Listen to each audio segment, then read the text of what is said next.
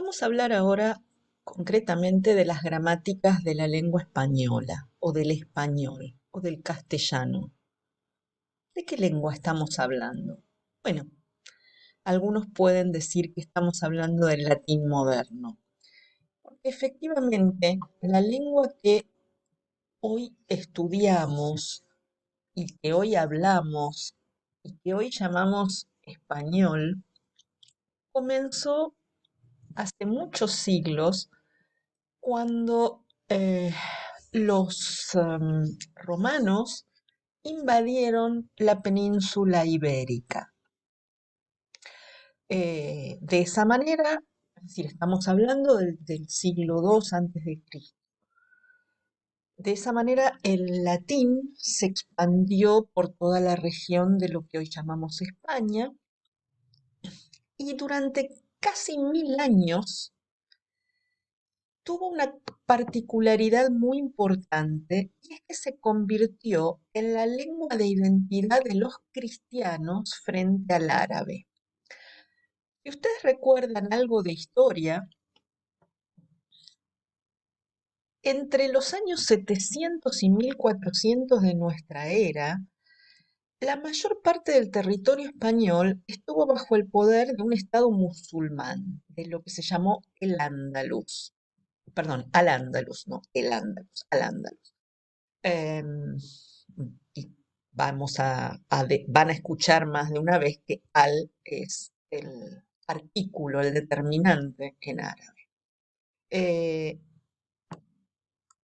decir, imaginamos cómo era España en el siglo octavo, noveno. Lo que encontramos es que gran parte del territorio español estaba dominado por los emigrantes árabes que habían venido desde África y que se habían instalado mezclándose muy cotidianamente y desarrollando una gran cultura y una gran obra y mucha producción cultural. Piensen que fueron muchos siglos de mezcla de cultura, pero lo que seguía manteniendo la diferencia entre ambas culturas era la religión. Entonces, los cristianos hablaban en latín, pero ese latín se fue mezclando y se fue contaminando, entre comillas, ese contaminando, por favor, se fue mezclando no solo con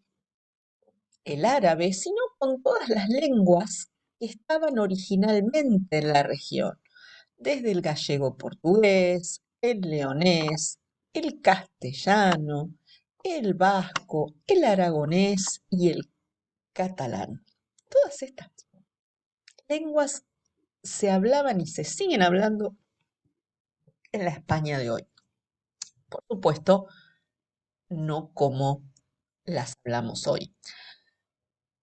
De esta situación en el año 700 pasamos a esta situación en el año 1492, cuando los distintos reinos españoles van tomando posesión de España y echando a los árabes que fueron considerados moros, de ahí la expresión no hay moros en la costa, eh, y fue lo que llevó a la unificación del territorio español bajo la corona de Castilla y Aragón. Si ustedes recuerdan, Isabel de Castilla se casó con Fernando de Aragón, juntaron los dos territorios, echaron a los árabes de todo este territorio, con lo cual ampliaron todo su reino un montón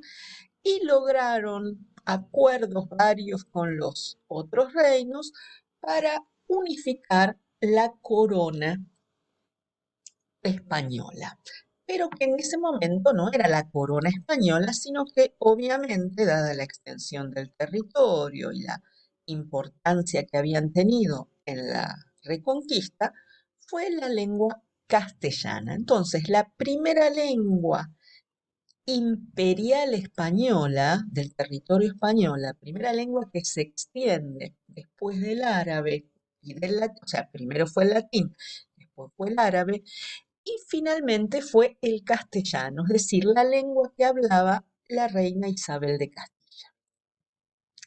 Curiosamente, el mismo año que un señor llamado Cristóbal Colón le dice a Isabel que le preste los fondos que necesita para poder ir a explorar nuevas rutas hacia la India, eh, un, un particular